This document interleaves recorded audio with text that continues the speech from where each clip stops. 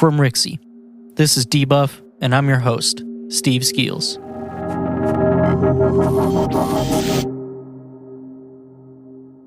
Today I'll be talking about IGN's Summer of Gaming schedule, the Wholesome Direct, and Monster Train.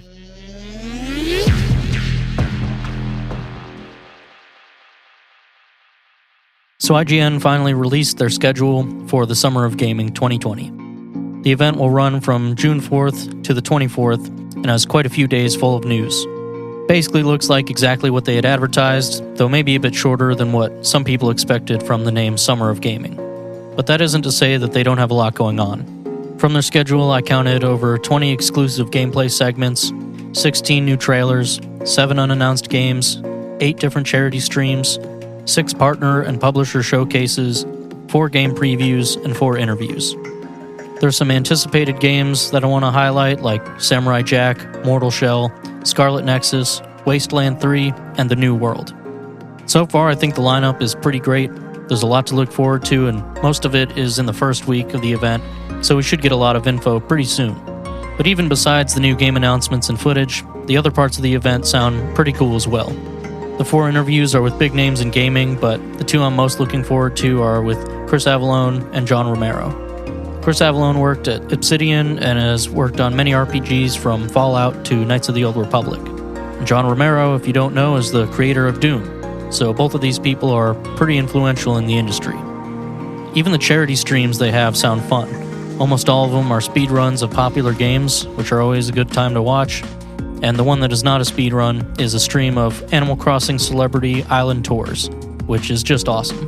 Definitely tune in to see what IGN has to show, especially on June 5th, 8th, and 9th, as these are the days for what they're calling the IGN Expo.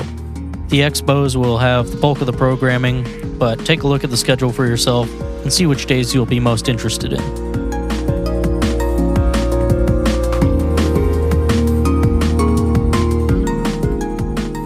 Wholesome Games had their first Wholesome Direct on May 26th.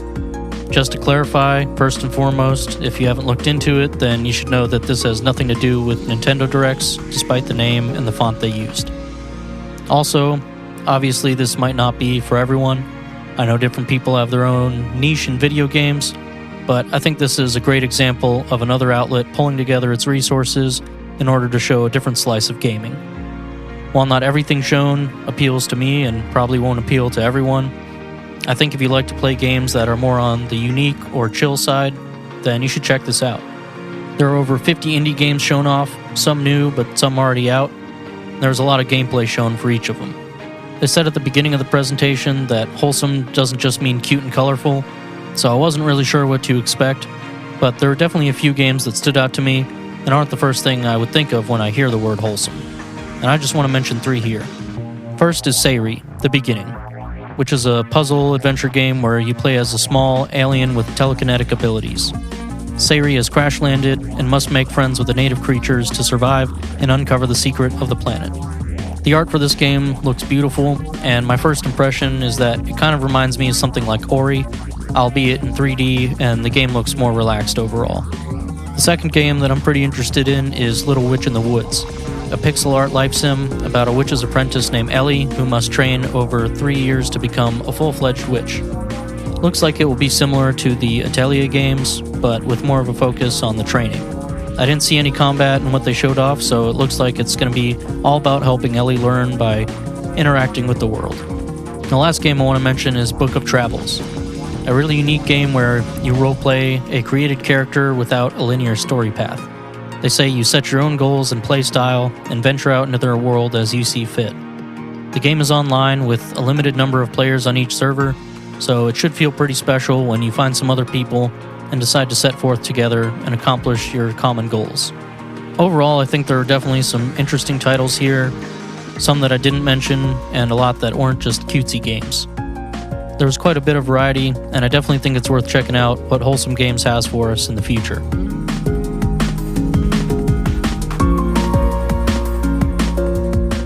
The last topic for today is Monster Train, a new game from developer Shiny Shoe that officially launched for PC on May 21st. On Metacritic, it currently has an 86 critic score and a 9.0 user score.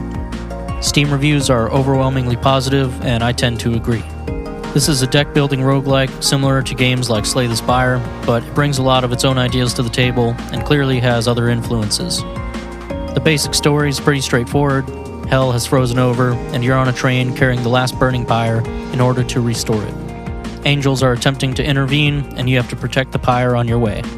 That's enough of a story to get me into it, so on to the game. Well, first note, the polish on it is pretty amazing. The art, animations, and music are all on point for what is relatively simple gameplay. It is a card game after all. When I first saw the game, I immediately thought it looked like some kind of take on Hearthstone. Obviously, there are other card games that bear resemblance to Hearthstone at this point, but you can tell it has that similar level of quality in its design, and the gameplay is right there to match it. The game has all the standard roguelike features that we've come to expect: new items and upgrades between battles, unlockables after runs, and multiple playstyles to choose from. Of course, tons of RNG. What I find to be really unique is the card battling system. It's a cross between something like Slay the Spire and a more traditional card game like Hearthstone or Magic the Gathering. Battles take place on the train, which has 4 floors. The first 3 are the lanes you can place monsters on, and the top floor is where your pyre resides, which basically acts as the player's health. Each battle is made up of multiple waves. Enemy angels enter the first floor, and they work their way up if they are not killed by the end of a turn. If they make it to your pyre, they will attack it, but the pyre deals damage too, so it isn't immediately game over if a creature makes it there. When starting a run, there are different clans that you can choose from. You'll unlock more as you play, but these basically dictate the types of cards you'll get in the run, very much like the colors of Magic. You pick 2, and the primary one gives you your champion, which is basically a free-to-cast monster that you can build your deck around. Aside from the actual battling system, there are 2 other cool features that I want to mention. They really improve on the randomness of the paths you take in other roguelike games that have a map-based traversal between objectives. First, when you finish a battle and go to the next area, you get to choose which side of the train tracks that your train should take. You'll see what's on each side before you choose: shops, artifacts, random events, and more. But each side will have more than one of these, so it's all about which is the better overall for your current situation.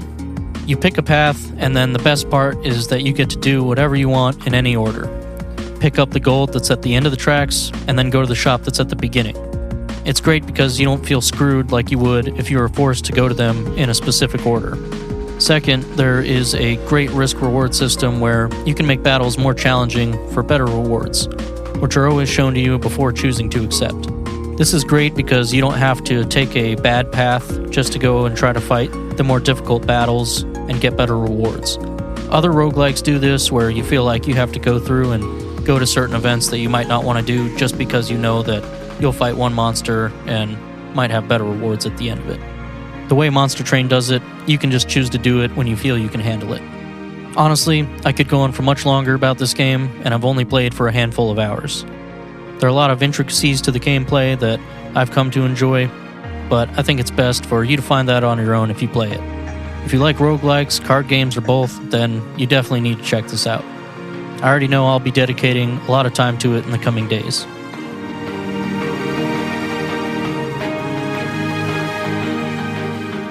Debuff is hosted by me, Steve Skeels, edited and mixed by Mason Carlton. Follow us on Instagram at DebuffPod. That's DebuffPod. Thanks for listening. I'll see you in the next one.